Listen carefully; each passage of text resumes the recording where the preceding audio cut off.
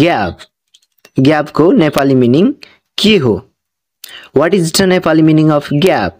हो आज हामीले ग्यापको नेपाली मिनिङ जान्नेछौँ है त। भिडियोलाई सुरु गर्नुभन्दा अगाडि यस भिडियोलाई फर्स्ट टाइम हेर्दै हुनुहुन्छ भने भिडियोमा एक लाइक गर्नुहोला र यस्तै अरु इंग्लिश टु नेपाली मिनिङ जान्नको लागि हाम्रो इन्टरनेशनल डिक्सनरी युट्युब च्यानललाई सब्स्क्राइब गर्नुहोला। Let's start the video.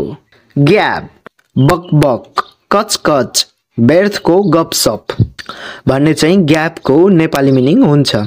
यसलाई अझै राम्रोसँग सेन्टेन्समा बुझौँ है त।